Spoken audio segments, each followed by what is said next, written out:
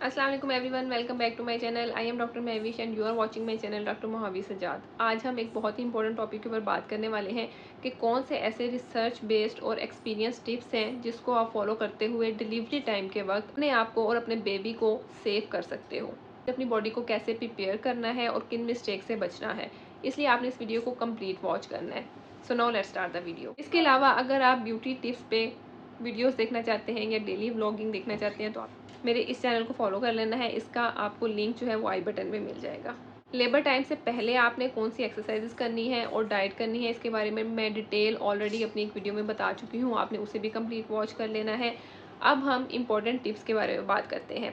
Before labour आपने क्या करना है कि 2 से 3 हफ्ते पहले ही अपना हॉस्पिटल बैग प्रिपेयर कर लेना है। अब आप कौन से हॉस्पिटल में अपनी डिलीवरी प्लान कर रहे हैं, ये डिपेंड करता है कि आपने अपने हॉस्पिटल बैग में क्या क्या चीज़ें रखनी, अपने इंपॉर्टेंट डॉक्यूमेंट्स रखने हैं और अपने जितने भी लेटेस्ट आपके टेस्ट की रिपोर्ट्स हैं आपने वो भी रख लेनी है।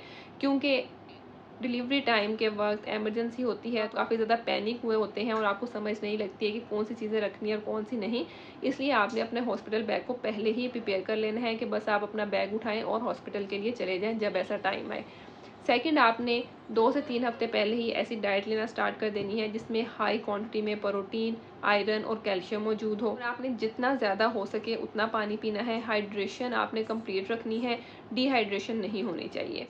देन नेक्स्ट, आपने इस टाइम पे अपनी बॉडी को ज़्यादा एक्टिव रखना है। अगर आपको कोई भी कॉम्प्लिकेशन नहीं है, प्लेसेंटा प्रीविया का मसला नहीं है, तो आपने अपनी बॉडी को एक्टिव रखना है। वॉक करनी है, स्क्वाट्स की एक्सरसाइजेस करनी है, डीप ब्रीथिंग एक्सरसाइजेस करनी है। इससे क्या होगा कि आपका बच्चा जो है वो जल्दी पोजीशन में आ जाएगा। कहते हैं कि अगर लेबर पेन जो है वो घर पे स्टार्ट हो जाती है तो आपको कब पता चलेगा कि अब हमें फ़ौरन हॉस्पिटल जाना चाहिए। अगर तो आपको 38 वीक से पहले ही साइन आना स्टार्ट हो जाते हैं, 37 वीक से इससे भी पहले साइंस आ जाते हैं लेबर पेन के, तो आपने फ़ौरन हॉस्पिटल जाना है। आपने डिले नहीं करना है क्योंकि वो प्री टर्म लेबर भी हो सकता है। अगर 38 वीक्स के बाद आते हैं तो तब आपने ये चीज़ें नोट करनी है कि आपका जो पेन है वो एक रेगुलर टाइम इंटरवल से आ रहा है, मतलब कि 5 से 10 मिनट का सिर्फ गैप रह जाता है और फिर पेन आ रहा है। ये गैप आपका बढ़ता नहीं है बल्कि टाइम के साथ साथ कम होता जाता है। साथ में आपको क्या होता है, बैक पेन जो है वो काफ़ी ज़्यादा स्टार्ट हो जाती है और ये भी आपकी बैक पेन बढ़ती ही जाती है।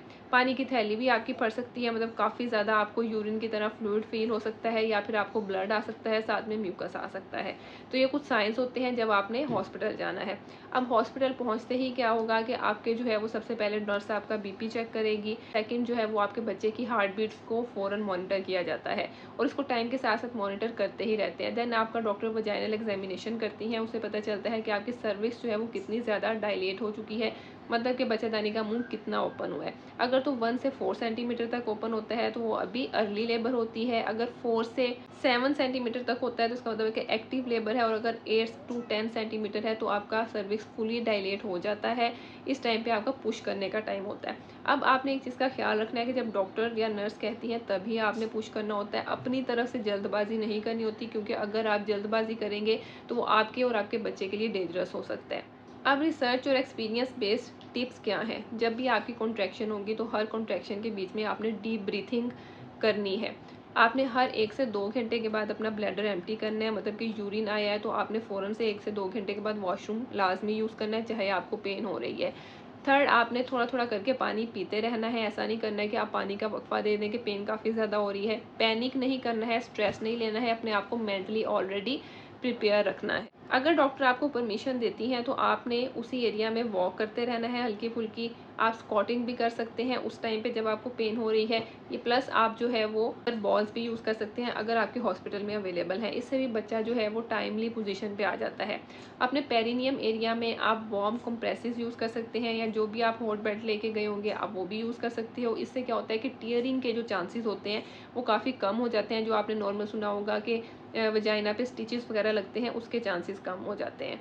आपने अपना एक सपोर्ट पर्सन जो है वो लाजमी अपने साथ रखना है। अब किस टाइम पर आपका सी सेक्शन बहुत ज़रूरी हो जाता है, जब डॉक्टर ये चाह रही होती है कि अब आपका सी सेक्शन होगा। अच्छा, इसके अलावा आपने बिल्कुल फ्लैट नहीं लेटे रहना है बेड के ऊपर। आपने करवट लेके लेटना है। बाई तरफ आप करवट लेके लेट सकते हो जो ज़्यादा सेफ होता है।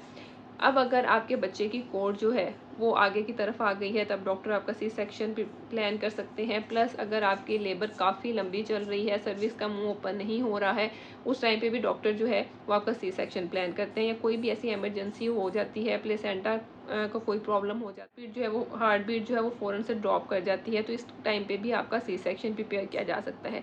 नॉर्मल डिलीवरी एक नेचुरल प्रोसेस होता है। अगर आप इसको एक्सपीरियंस से और आराम से लेके चलते हो तो ये आपके और आपके बच्चे के लिए बहुत ही अच्छा एक्सपीरियंस बन सकता है।